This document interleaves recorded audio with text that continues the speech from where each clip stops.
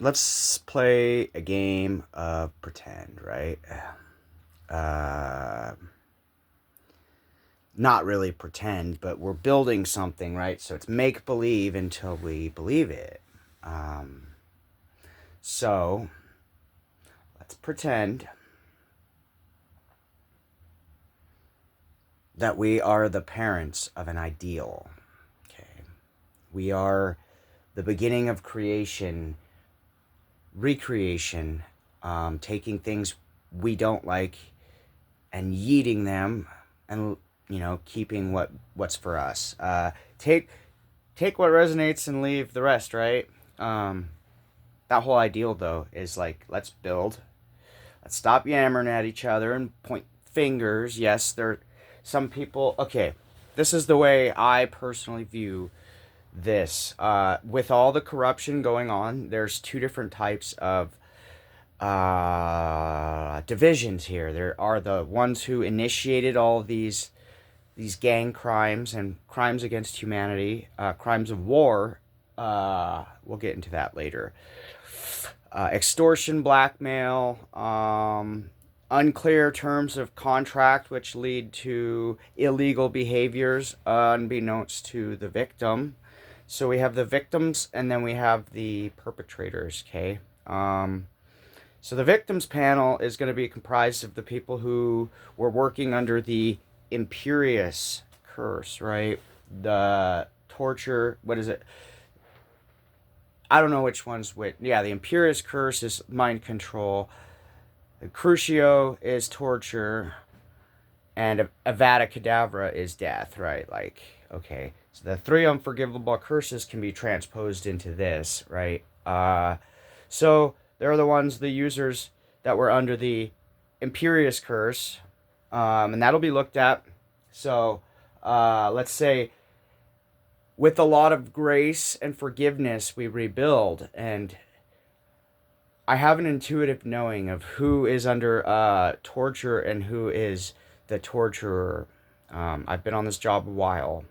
So, the ones torturing, the ones actively involved in torturing others to do their bidding, they're going to get some hefty, hefty sentences. That's just karmic balance. So, there's no way out of it.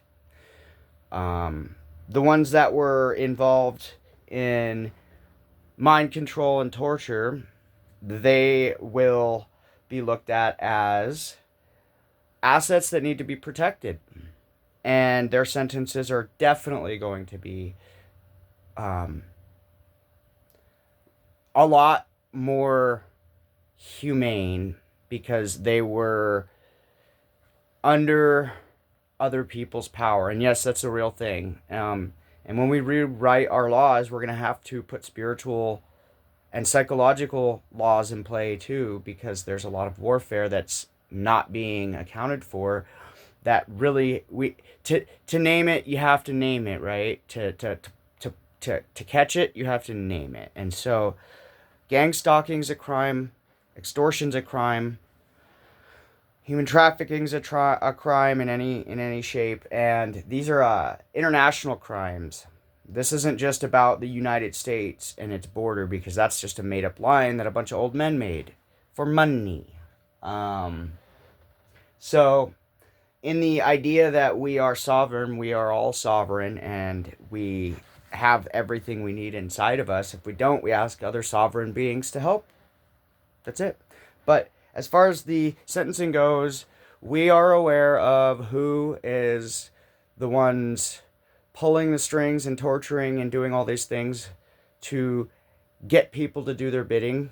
Those are the ones we're focused on. And we're going to empty the beds out in the prisons of low-level drug offenders and people who we get the opportunity to rehabilitate. They'll be our pilot program, and we're going to squeeze funds from wherever we have to make these things happen. And I have a 1-year rehabilitation plan that involves organic farming. So I'm going to write some proposals on that while I'm also fighting for my life and my children's life. So I hope you have a good day. I hope you have good holidays, and maybe just be a little extra kind today, because there's a lot of people doing a lot of work for everybody.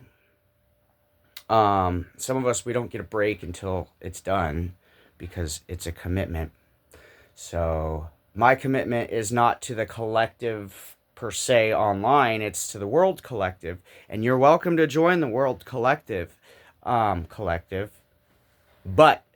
if you guys don't feel like you want to grow farther past than this level of the matrix, that's okay. But we're gonna make things pretty clear in the next few days. There won't be any shrouded mystery anymore. This is time for truth, time for new beginnings, for real, not just a fucking forever tower moment. Okay.